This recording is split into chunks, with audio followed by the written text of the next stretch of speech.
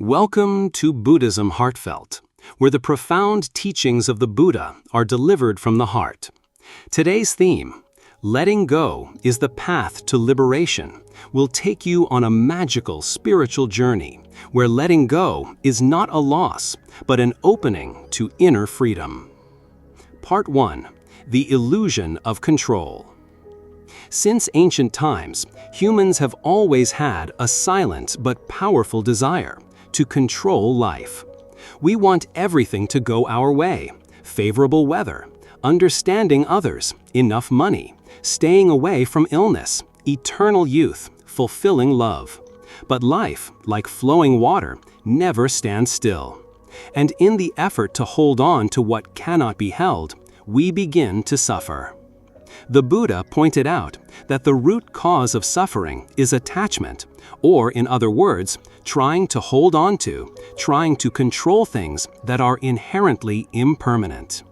When we want to control something, it means that fear has arisen in our hearts: fear of loss, fear of change, fear of being hurt.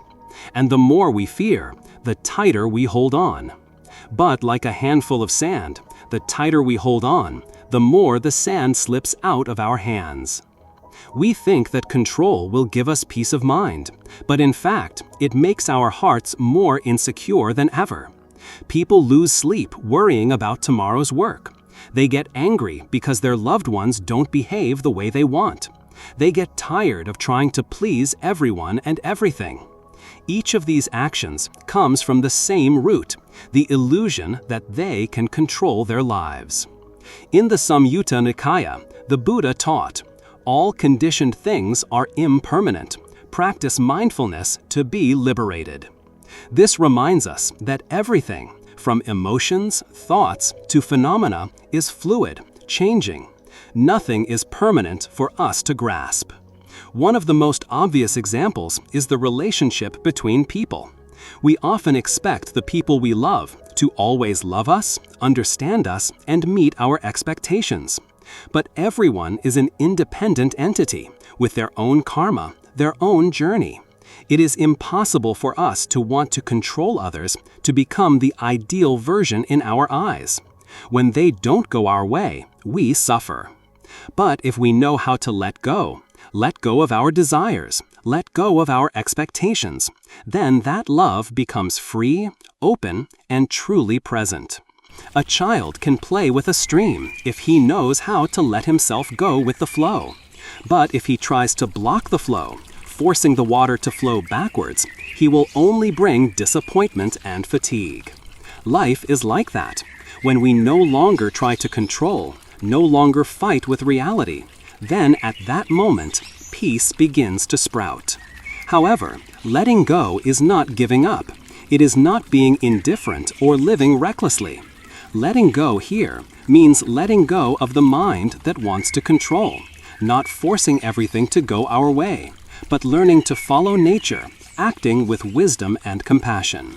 Just like a skillful boatman navigating the boat in the stormy waves, not trying to command the waves to calm the sea. A friend of mine once told me that he always wanted a perfect family, obedient children, a gentle wife, and stable finances. He tried to control everything, from his children's study schedules, how the family spent money, to what his wife said. In the end, instead of being happy, his family became tense, his children avoided him, and his wife and he grew apart. Only when he learned the lesson of letting go, trusting relatives, listening instead of forcing, did his family become truly warm again. Control is not strength. Letting go is true strength.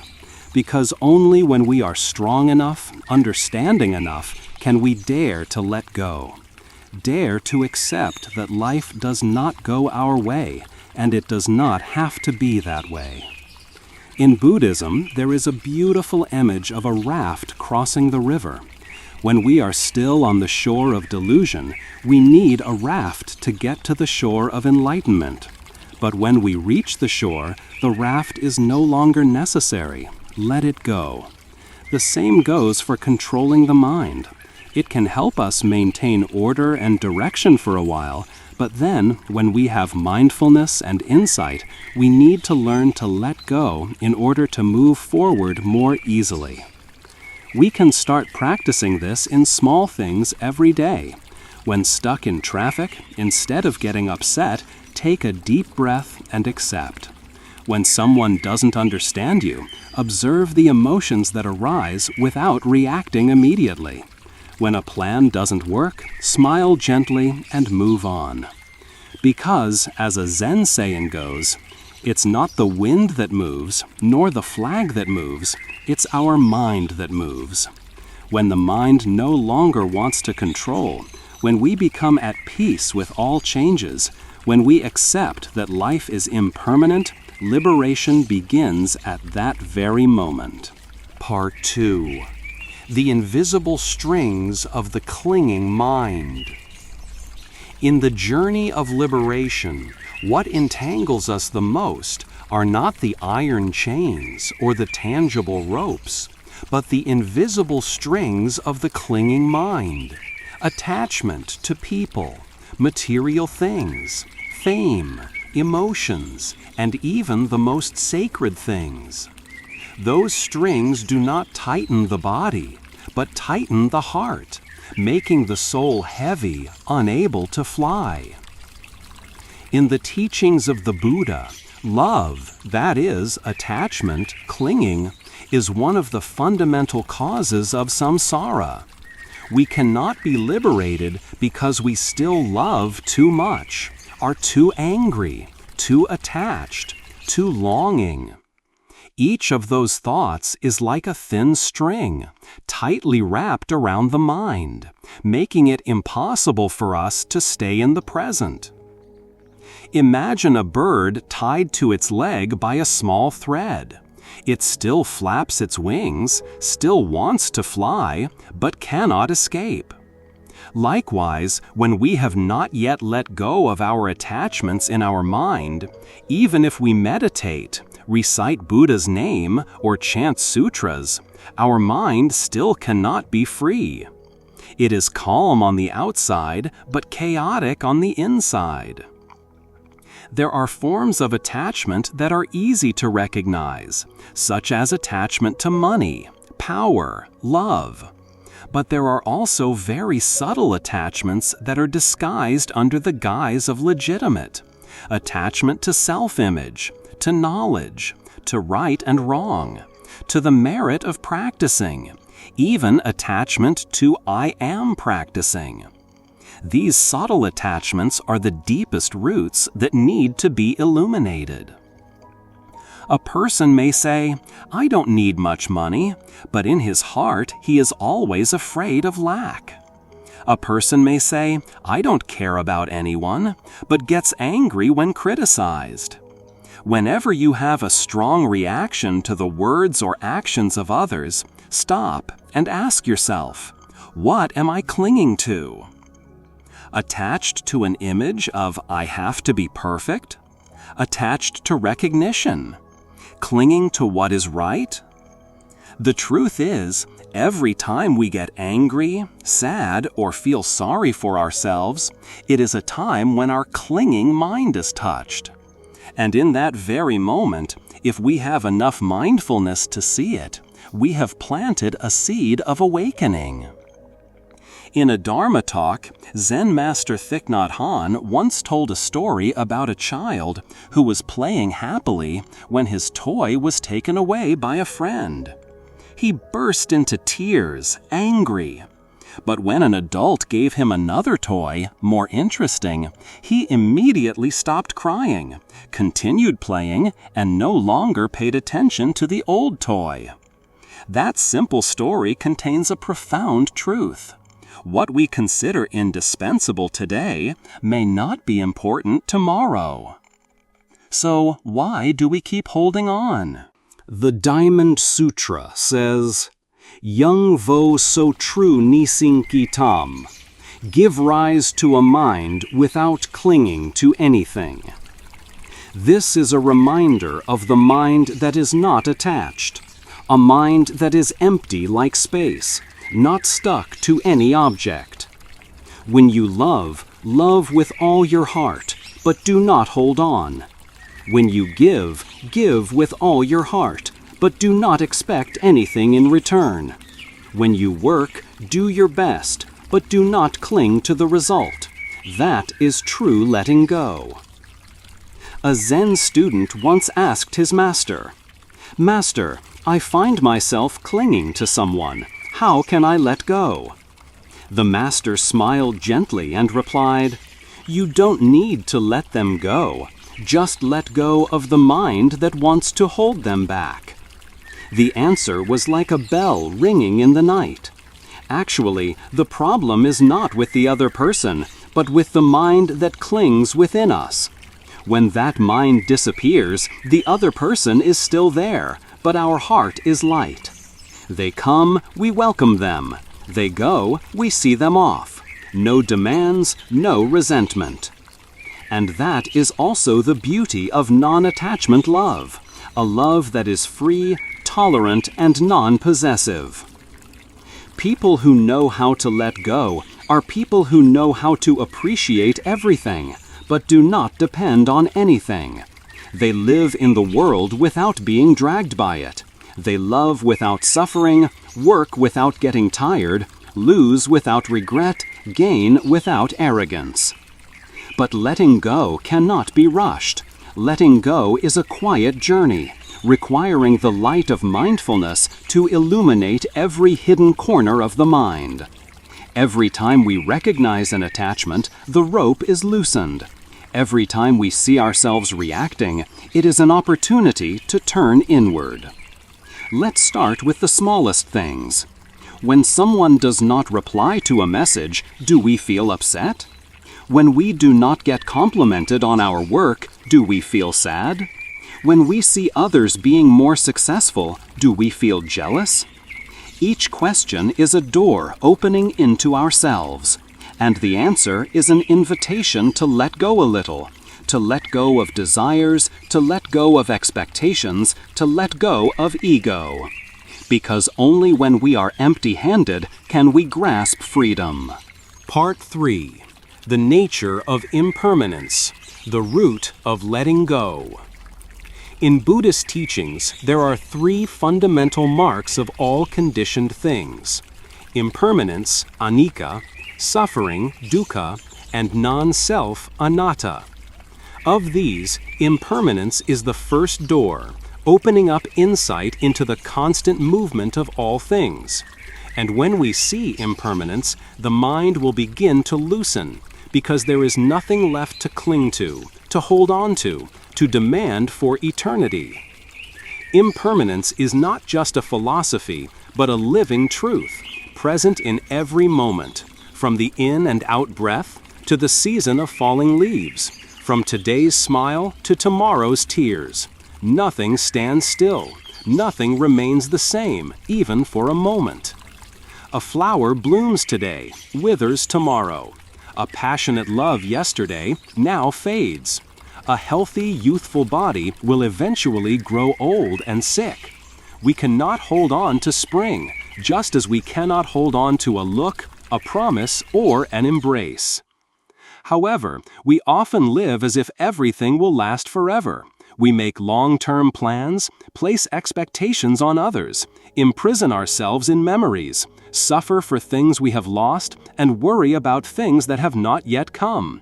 It is because we do not see impermanence that we suffer. When we see clearly, we will let go, not out of frustration, but with wisdom and gratitude. In the Dhammapada, the Buddha taught, "All formations are impermanent. There is birth, there is death.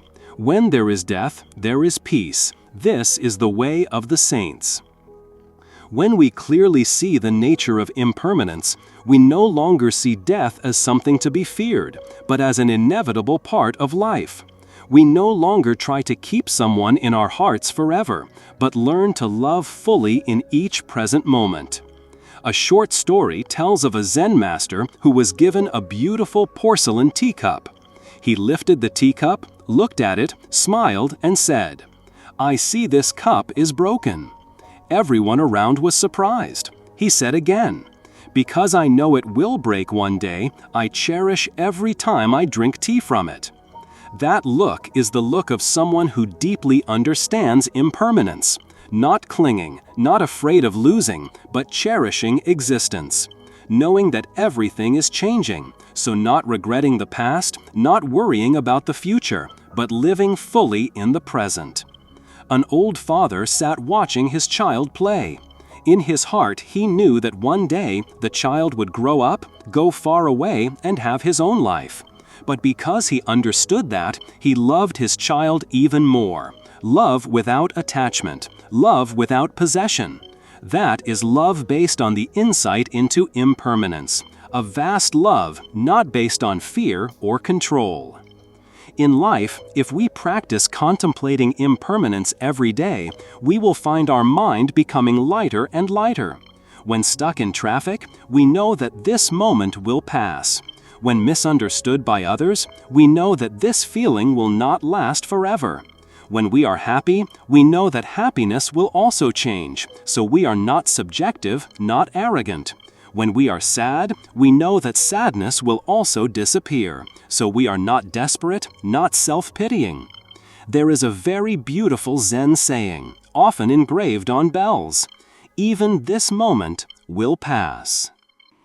A simple reminder, but if engraved in the heart, it will become a shield for the soul. When the mind starts to cling to something, remind yourself, it will pass. When we want to cling to a person, a memory, an emotion, ask yourself, will this last forever? And when the answer is no, we will smile and let go gently. The special thing is that impermanence not only makes us let go, but also opens up hope. Because if everything changes, then the pain of the present will not last forever. The incompleteness of the present can also become complete. The ignorance of today can also transform into the wisdom of tomorrow. A person who has lost his way can still awaken. A soul that has been hardened can still soften. A past full of wounds can still become material to nurture compassion, all thanks to impermanence. Therefore, impermanence is not an enemy, but a silent teacher, showing us how to live truly, love truly, and let go truly. When we understand impermanence, we will not be quick to hate others, because they will also change. Not be self-conscious about who we are, because our thoughts are always changing. Not despair when we fail, because tomorrow can be a new beginning.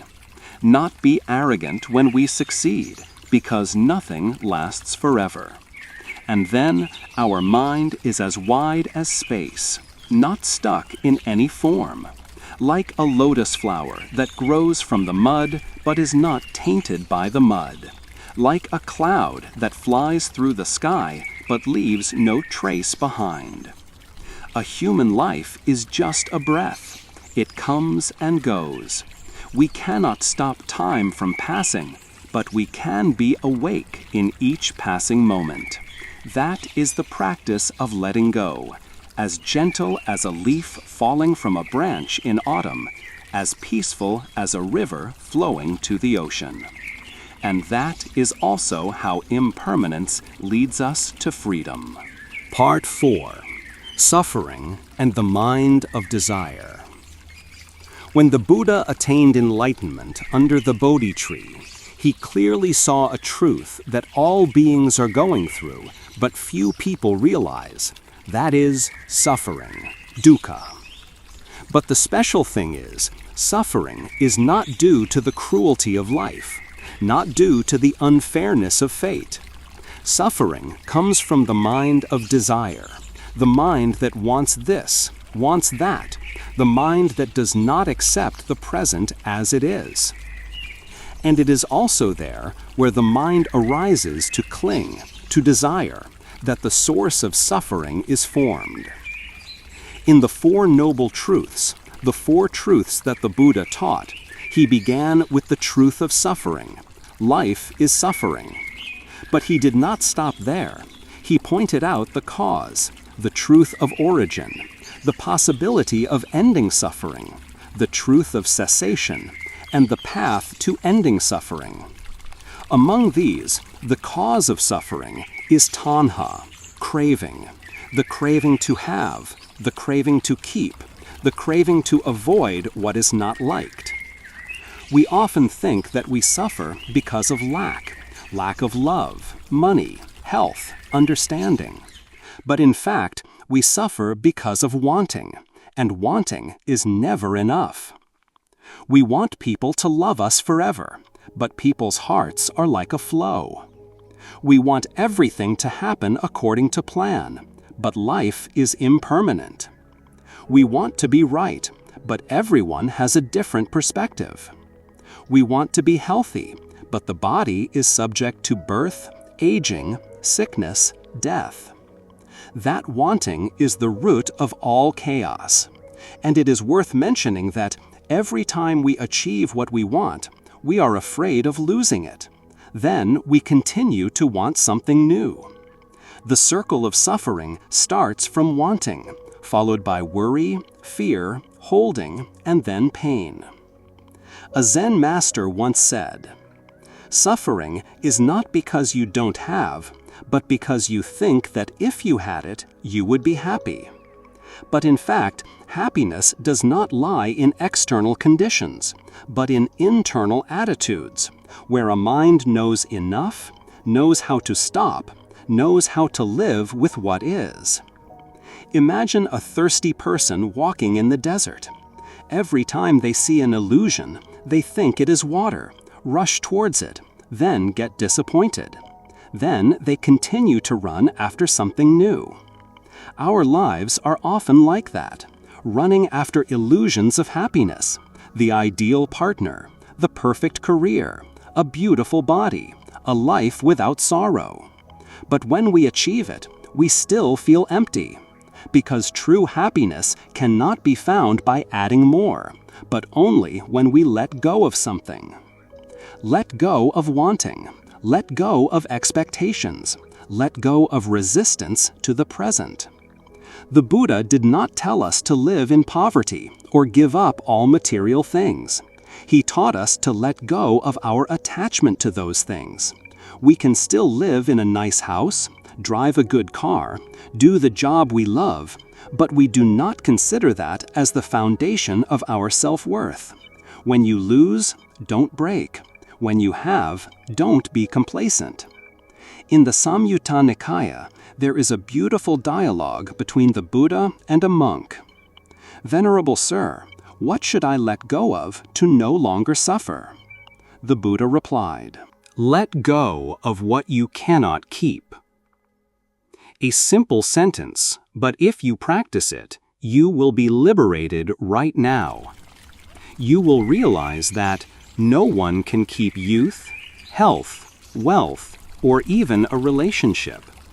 Everything is just a combination of causes and conditions.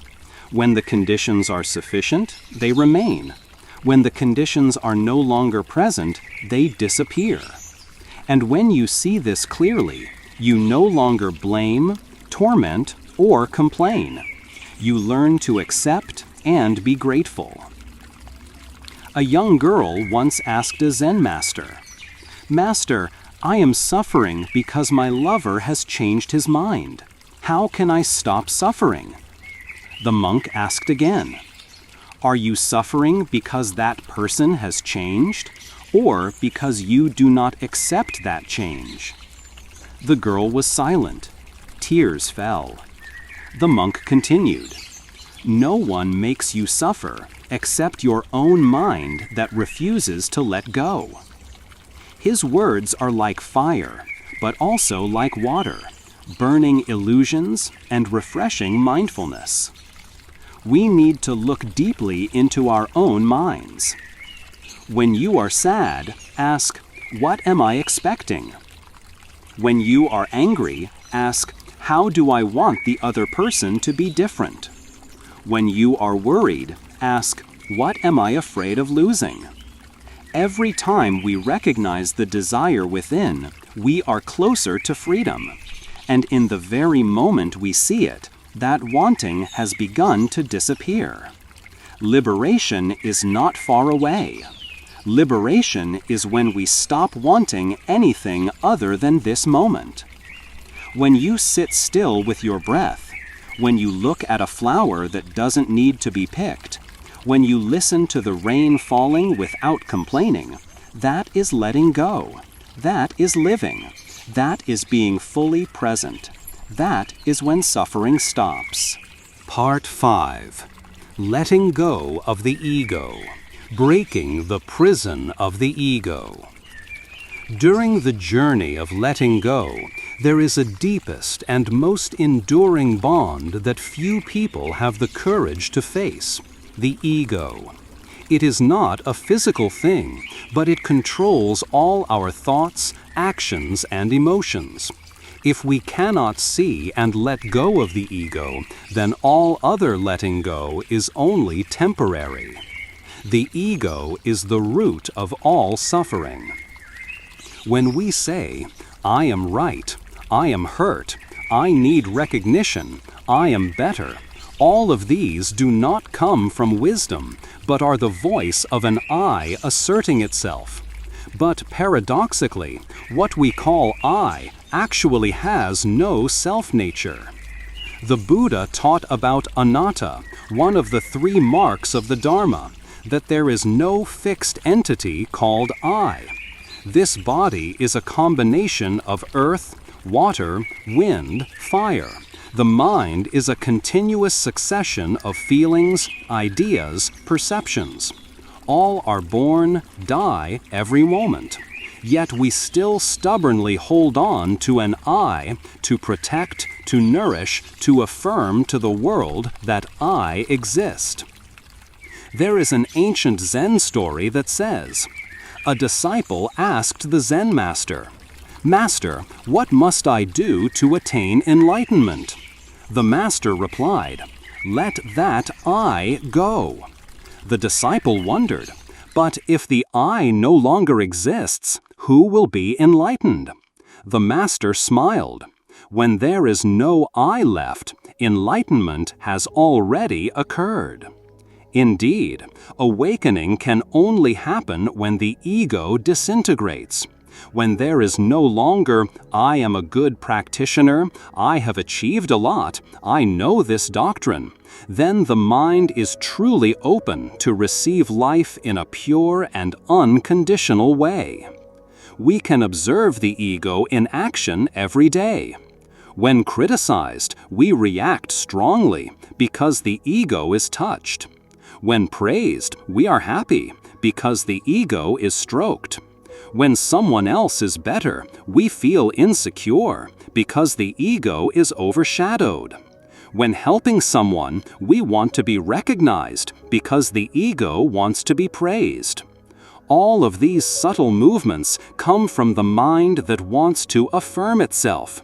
But the more the ego is nourished, the more the mind suffers, because it always has to fight, compare, compete, and fear. The ego is never enough, never at peace. It always needs a reason to exist.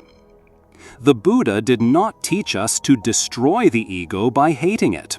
He taught us to look deeply into it with mindfulness, like sunlight shining into the darkness. Gradually, the ego will dissolve like a thin mist in the early morning. Letting go of the ego does not mean becoming a person without personal consciousness.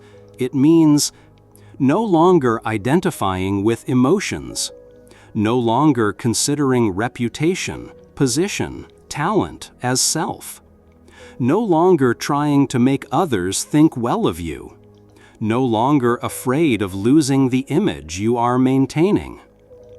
A person who knows how to let go of the ego will have a special energy, humble without being self-deprecating, confident without being arrogant, peaceful even in the midst of praise and criticism. They live like the wind, passing everywhere but not attached to anything. A Zen master once said, "Become invisible like nothingness so that the true light can penetrate."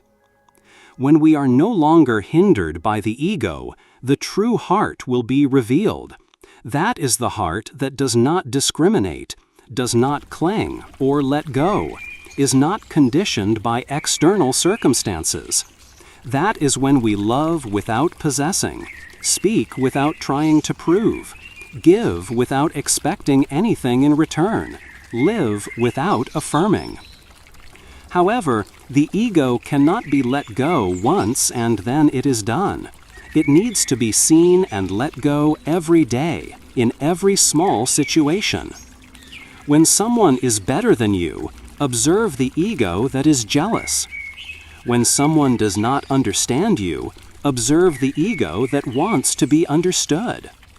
When you are rejected, observe the ego that is hurting. And instead of reacting, we breathe and smile, gently reminding, this is just a manifestation of the ego. I do not need to feed it.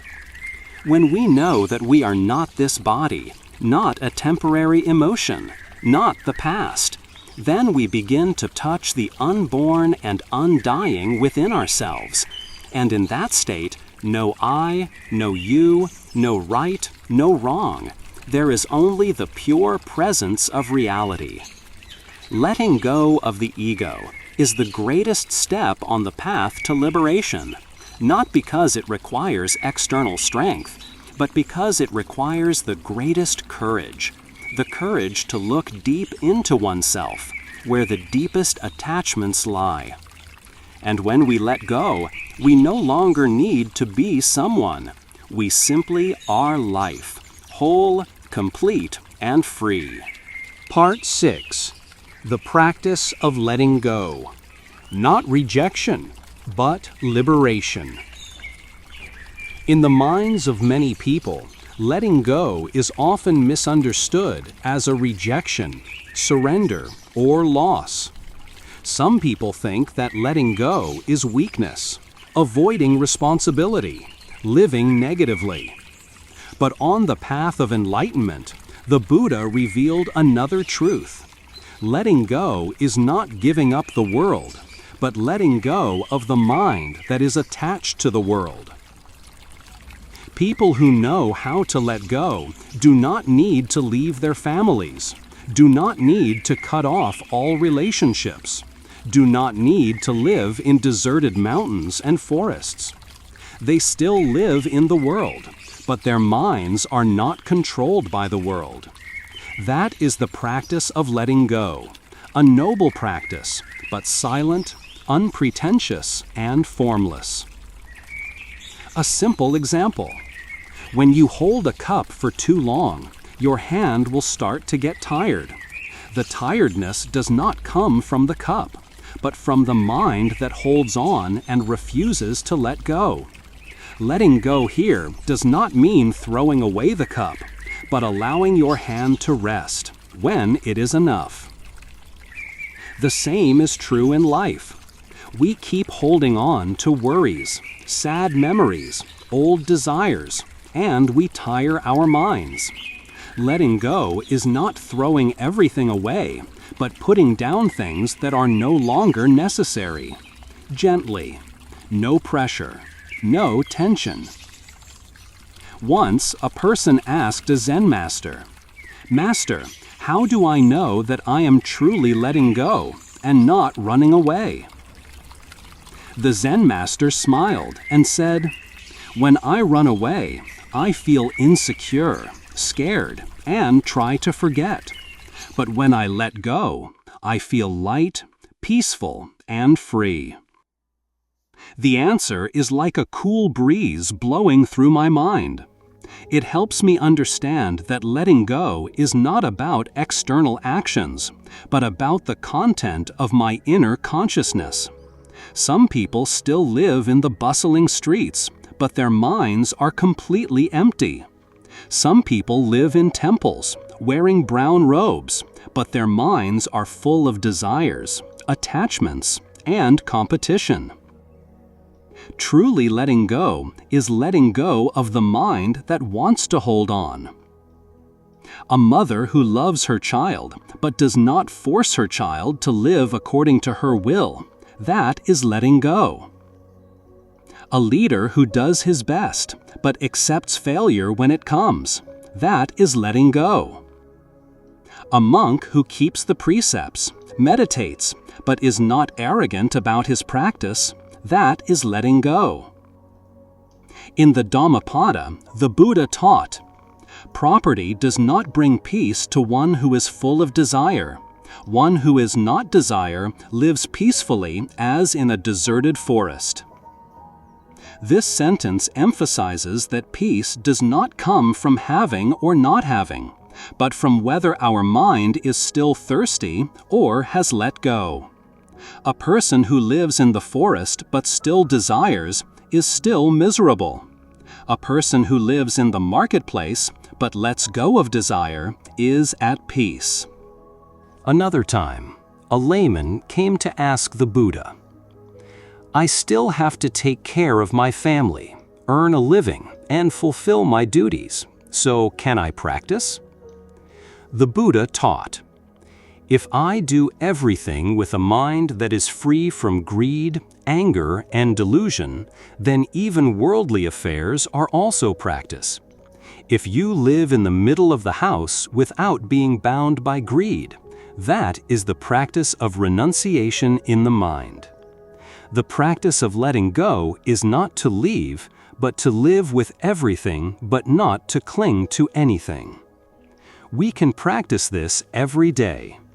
When eating, eat mindfully, not too hastily, not too greedy for flavor. When speaking, speak just enough, speak sincerely, not caring about how we are evaluated. When working, do your best, but do not try to grasp the results. When facing suffering, do not avoid nor hold on. Just recognize and let it dissolve by itself. A true practitioner is someone who always silently lets go little by little. Anger, anxiety, pride, jealousy, the need for recognition. No one knows they are practicing, but they are liberating each layer of bondage in their mind. There is a very beautiful image in Buddhism. A person crosses the river on a raft. When they reach the shore, they let go of the raft, not carrying it along, because they understand that the raft is just a means, not a destination. Likewise, everything in life, the body, fame, money, relationships, is just a raft to help us cross the sea of suffering. If we know how to let go when necessary, we will gently step onto the shore of enlightenment. Letting go is not a theory, but an art of living in the midst of life with a peaceful heart, neither holding on nor hating, neither dreaming nor being bored with life, just being present, completely, with every breath, every look, every step. And when we can let go, we will see. Everything is still there, but it no longer has the power to control our mind. We still love, still do, still live, but our hearts are no longer dragged. We return to ourselves, light as clouds, steadfast as mountains, clear as the source of a stream. That is liberation in the midst of everyday life. Part 7. Compassion without attachment. Love without attachment. One of the most common misunderstandings in the practice of Buddhism is to think that letting go means being indifferent, unloving, and disconnected from the world. But in the light of Buddhism, letting go is not drying up love, but making love pure, free, and unconditional. True compassion is a love that is not attached. It does not demand anything in return from the loved one, does not force others to live the way it wants, does not seek recognition, or recognition from anyone. It simply is and loves, like the sun that shines without discrimination. In life, much of the suffering in relationships comes from conditional love. We say we love, but in reality, we love a version of the person we want to be. When they are not what we expect, we are disappointed, angry, and resentful. We call it love, but in reality, it is possessiveness, control, and desire. Such love does not set the other person free, nor does it make us happy. It is a bond that binds both. But liberating love, as the Buddha taught, is pure love, love without holding on, love as if the other person could leave at any moment and we still wish them happiness. In the Metta Sutta, the Buddha describes love as a mother's love for her only child, but not just for one person, but for all living beings. That mother's love is non-selective, unconditional, and undemanding. A monk asked the Zen master, "Master, how can I love and let go at the same time?" The master replied, "Just love like the sun, shining everywhere without needing anyone to repay you." Loving like this, we will no longer feel pain when the person we love does not love us back, no longer hurt when we are misunderstood, no longer jealous, afraid, or tormented, because the purpose of love is no longer to possess, but to support and nurture. A simple example in everyday life is the love of a father or mother when their children grow up. If they still have a clinging mind, parents will want to control their children's lives, from their careers, lovers, to their way of life. But if they have wisdom and compassion, they will let go. Let go of worries, let go of desires, and just quietly love and support from afar. That is letting go, without being cold, loving without forcing. There is a story about an old Zen master. When his most beloved student asked to leave the temple to start a family, many people thought he would object. But the Zen master just smiled, held his student's hand and said, "You go ahead. Live wholeheartedly as you have always lived here." The student was moved and asked, "Aren't you sad?" The Zen master replied, "I love you, so I want you to be free. If I keep you because I need you, that is not love. It is dependence." That story teaches us something profound. Loving someone does not mean keeping them by our side. Letting go does not take away love. On the contrary, it makes love more immense and deeper. Even in the act of helping others, if we are not careful, compassion can turn into attachment. We help because we want to feel good. We help because we want to be thanked. We help because we are afraid that the other person will suffer and we cannot bear it. All of these things, although originating from good intentions, put the ego in the middle. And so, our mind has not truly let go. A person with non-attached compassion will help with all his heart, but without expecting gratitude from others, without expecting results, and without identifying himself with that action. Like the rain that falls, soaks into the soil, nourishes the flowers and leaves, without ever asking, "Do you remember me, tree?" True compassion is the action of a heart that is no longer attached. So how do we practice non-attachment love? See people as they are, not as we want them to be. When we accept others as they are, we begin to love more sincerely. Listen without judgment, without reaction. Sometimes what the other person needs is just your complete presence. No advice, no correction. Love without proof or recognition. Acts of genuine love do not need a stage.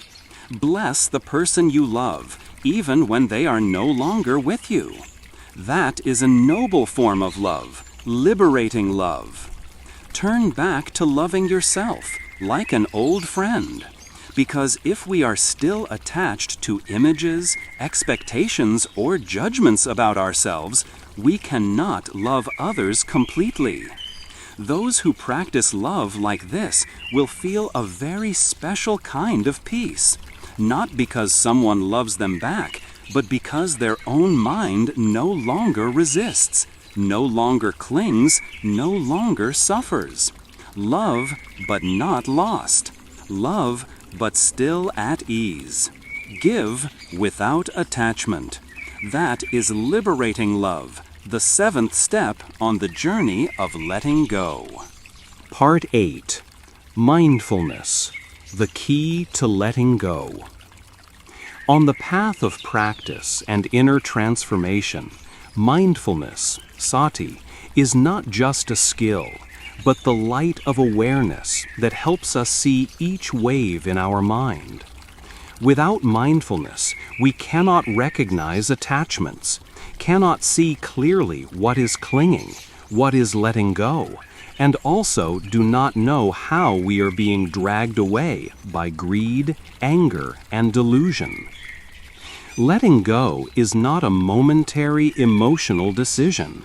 It needs to be nurtured by persistent awareness, little by little, like sunlight gradually shining into a dark corner, like a drop of water penetrating a rock.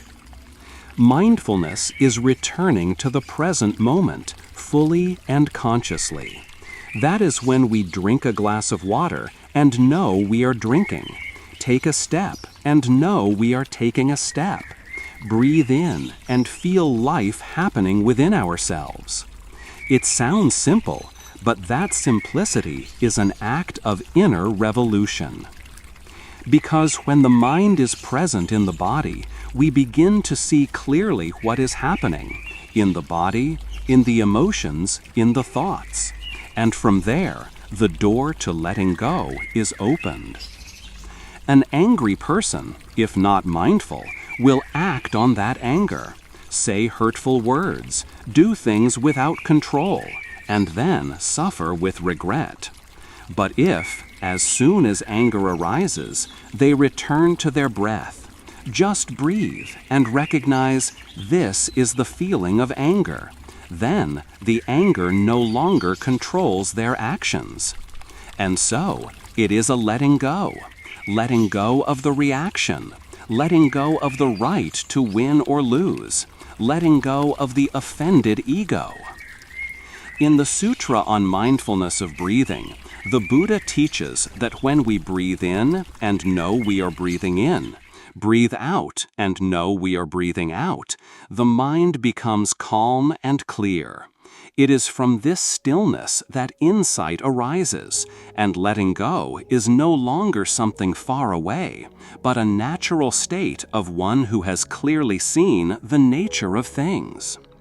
Imagine you are holding a hot stone. Without mindfulness, you will keep holding it, enduring the heat, then blame the stone, blame the person who gave it to you, blame fate. But if you are mindful, you will know that you are holding a stone that is burning your hand, and naturally, you will let go. No one needs to teach you to let go. Likewise, mindfulness helps us see clearly that anger is burning our own heart. Jealousy is narrowing our soul. Attachment is creating fear, anxiety, and insecurity. And when we see clearly with the light of mindfulness, we no longer need to try to let go. Letting go will happen naturally as a natural consequence. Mindfulness is not just sitting in meditation or reciting Buddha's name. It is a way of life, living slowly, living deeply, living presently. When washing dishes, wash as if washing a flower. When listening to others, listen as if it is the last time you will hear their voice. When walking, walk as if Mother Earth is supporting each step you take. Living like this, the mind will no longer wander into the past, no longer rush into the future, no longer be conditioned by must, should, need. And in that presence, we see that all attachments are just a thin layer of mist. Touch it, it dissolves. A practitioner told that, while making tea, he realized that he was in a hurry. His mind was dragged by an unanswered email. At that moment, he stopped, breathed lightly, and said to himself, "Now just make tea." And he continued to make tea, in mindfulness. That cup of tea had a very strange taste, the taste of letting go. Therefore, mindfulness does not separate us from life, but makes life deeper and more real. We are no longer people living on the surface, being pulled by countless calls, but people walking steadily in the stream of life, empty-handed but full-hearted. And the miracle is, where mindfulness is present, letting go is present. Because when we are present with ourselves, we are no longer caught up in others. We no longer seek external recognition. We do not need to satisfy every expectation. We do not react out of habit, but act with wisdom. In meditation, there is a very simple but profound practice. Let go when breathing out. When breathing in, we know we are alive. When breathing out, we smile and silently remind ourselves, let go. Let go of all unnecessary thoughts. Let go of all tension in the body. Let go of all attachments in the mind. And so, each breath is an act of liberation. If we spend just 5 minutes every day living with each breath, those 5 minutes will become a source of cooling for the whole day. Mindfulness is not something we must have, but something we always have. We just need to turn back. It is not a destination, but a light that lights the way. And when that light is on, all the strings of attachment will be revealed, and then naturally disappear. Therefore, mindfulness is the key to unlocking the door to letting go. And letting go is the door to freedom. Part 9. Stillness in the midst of a turbulent life.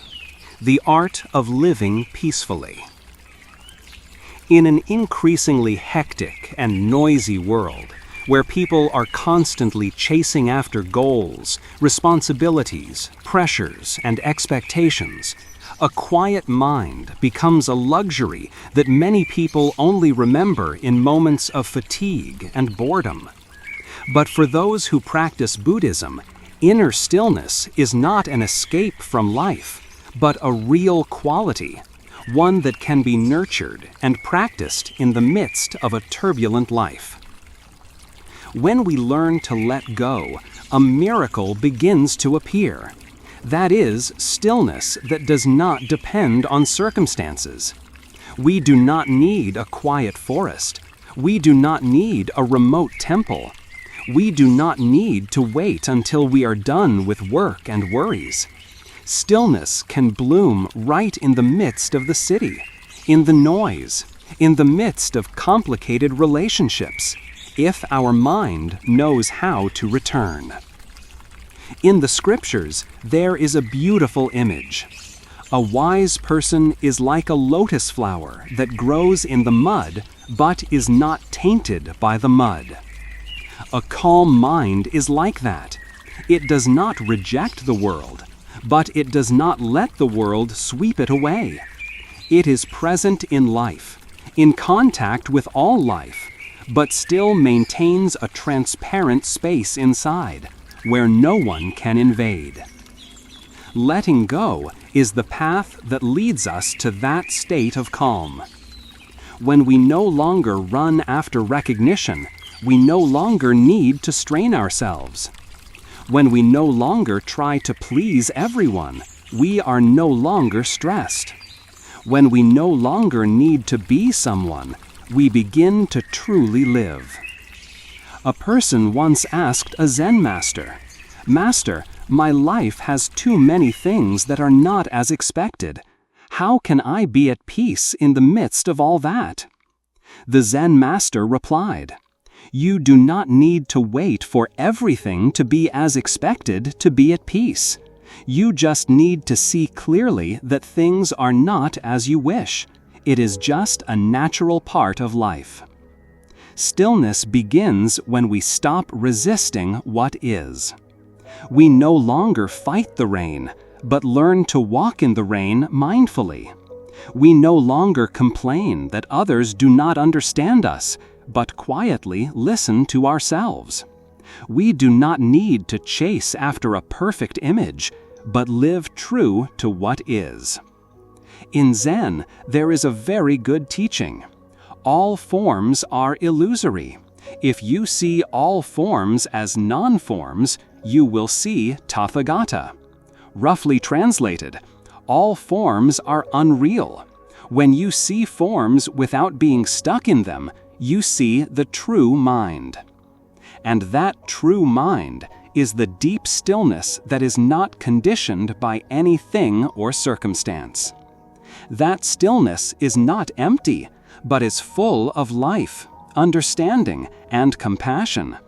It is a place where you no longer have to try to be anything, no longer have to react, prove, defend.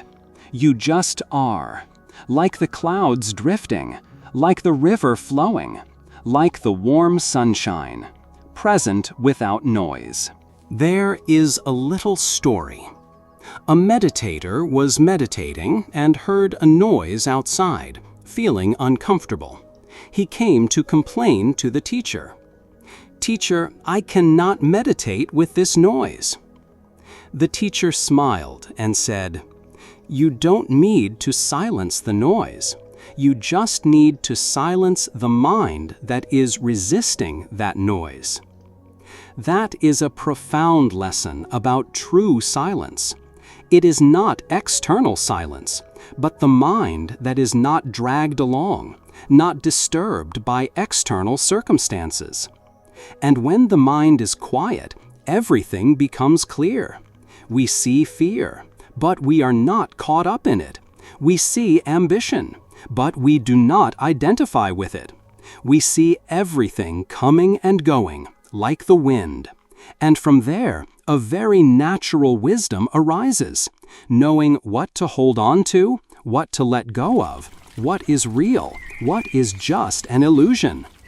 A person with a calm mind is not a person without problems, but a person who, despite living with hundreds of things to worry about, can still smile, breathe deeply, and live each moment as it is. Practicing such stillness is not good at meditation or highly cultivated, but simply an act of kindness to oneself, because we are tired of so many demands, so many resistances, so many desires. We have been holding on for too long, and letting go is taking off that armor. Try every day, taking 5-10 minutes to do nothing. No need to think, no need to achieve anything. Just sit, breathe, and be present.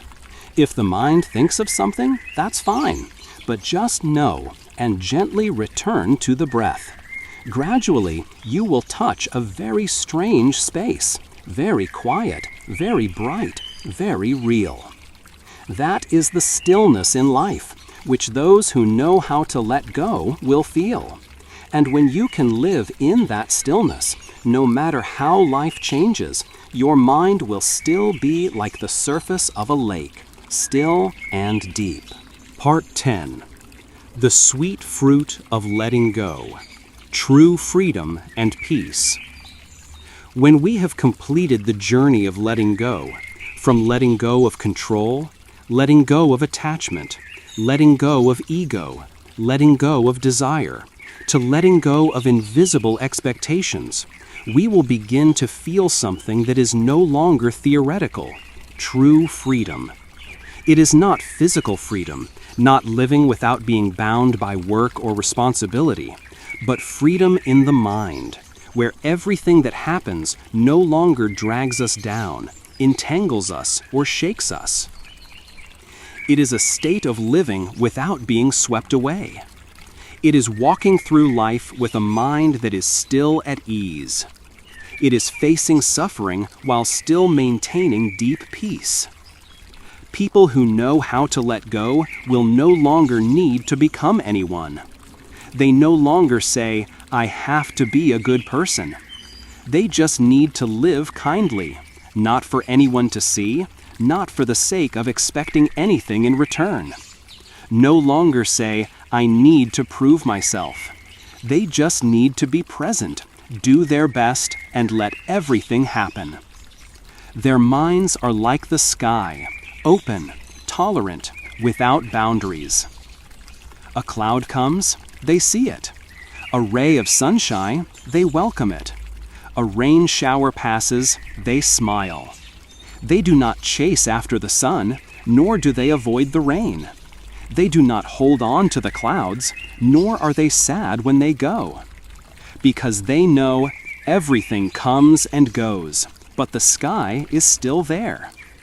When the mind has let go, joy becomes simple. A cup of tea is enough. A cool breeze is also worth cherishing. A sincere word is enough to calm the mind. Those who do not know how to let go must have a lot to feel enough. Those who know how to let go see little as enough, see normal as a miracle. They don't need to travel to find peace, because mindfulness brings them home, in every breath. They don't need anyone to comfort them to feel loved, because they love themselves in a healthy and free way. Letting go brings a very special kind of power, the power of not needing. No need to please anyone. No need to win. No need to hold on. No need to try to be anyone. And from that place of not needing, they begin to have everything. Nothing is binding, so the mind opens. Nothing is straining, so the body becomes lighter. No more heavy eye, so people become close, lovable, and lovely. True letting go does not lead us to a state of indifference or detachment from the world. On the contrary, it helps us live more deeply, be more present, and love more widely. Once, a student asked the Zen master, "Master, if I let go of everything, what will I have left?" The Zen master looked at the student, smiled, and said, "You will have yourself left, true, unadorned, unconcealed, unafraid." And that is the greatest gift of letting go. It is not something we receive from the outside, but something that is revealed when all the dust in our hearts has settled. No need to learn many theories, no need to become a high monk, a Zen master, or an enlightened person. Just live truthfully, see truthfully, and let truly. Everyone can let go, little by little. Let go of a complaint today. Let go of an expectation tomorrow. Gradually let go of assumptions about yourself, about others, about life. Every time you let go, you return home. Return to the life that is present.